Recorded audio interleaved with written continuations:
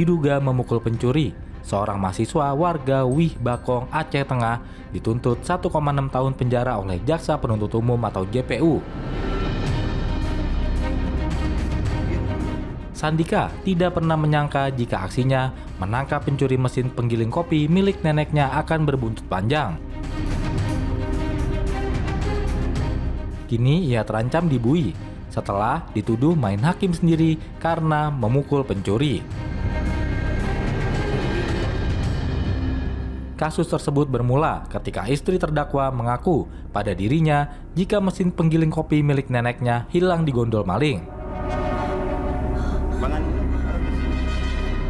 Hal itu terjadi pada tanggal 15 Agustus tahun 2025 lalu.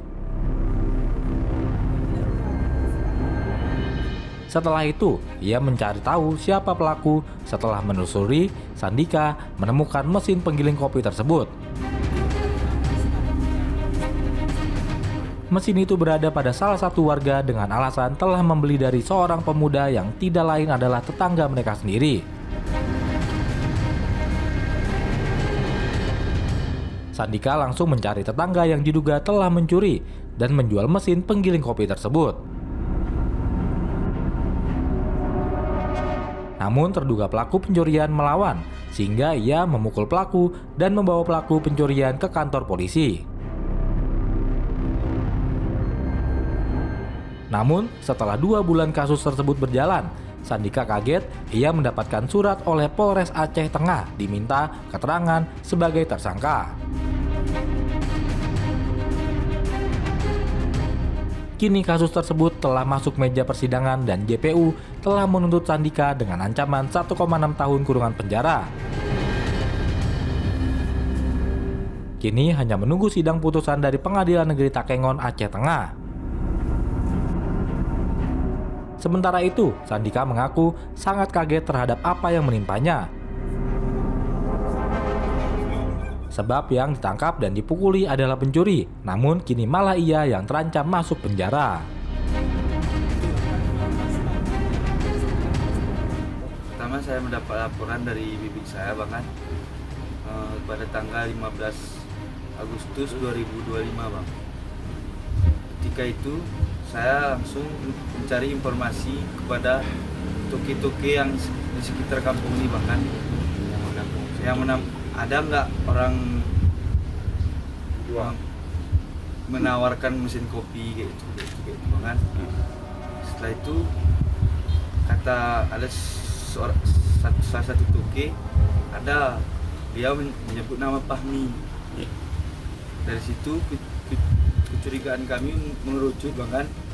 Setelah itu kami cari Fahmi, mesin apa yang ditawarkannya kepada toke tersebut yang menerima mesin tadi bahkan. Saya pergi ke tempat toke tadi bersama kawan saudara Maulida. Iya, terus sampai di sana? Dari sana kami sudah dapat informasi seperti itu. Lalu kami bergegas mencari informasi di mana keberadaan Fahmi karena Fahmi tidak berada di kampung bang. Berarti 2 hari lah ya?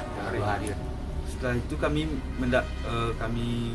dapat informasi bahwa tanggal 16 Agustus 2025 malam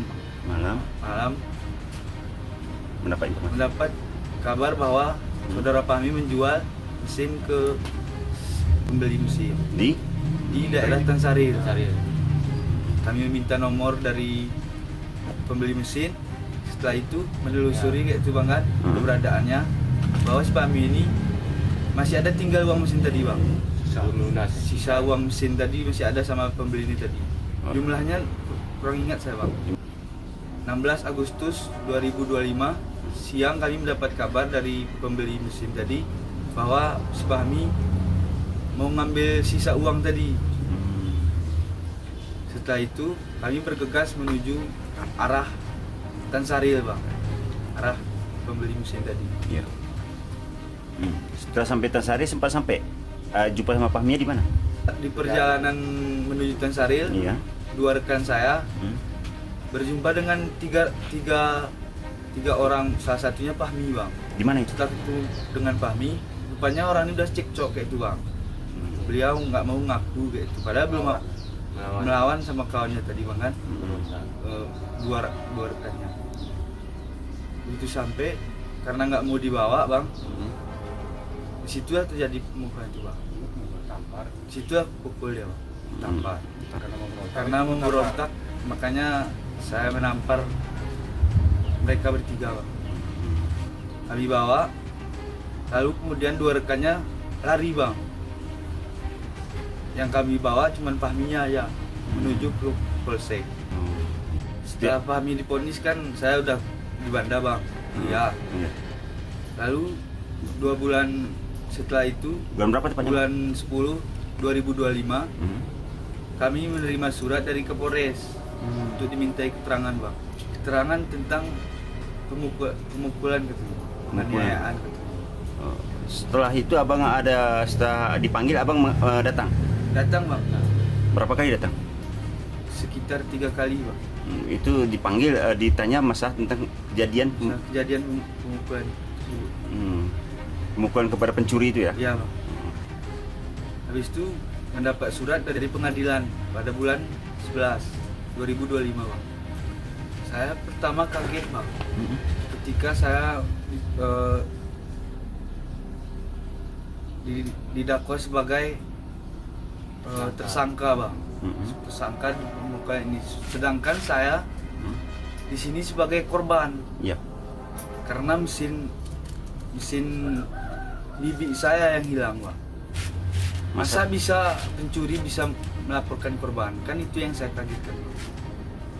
Kami memukul pencuri itu karena memang pelajaran bang. Satu lagi memang memberontak mereka bertiga bang. Tidak mau kooperatif dibawa ke desa bang. Awalnya saya berpikiran bukan ke Polsek, malahan ke desa dulu.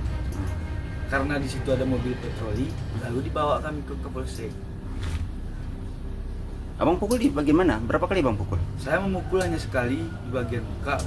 Setelah kami pukul baru mau dia ikut, lalu kami pergi bang. Saya kaget pada tanggal 25 bulan 11 2025 saya mendapat surat panggilan dari pengadilan bang. Surat panggilan? Surat panggilan bang, bahwa sidang pada tanggal 27 bulan 11 2025 karena kejadian bencana diundur waktunya.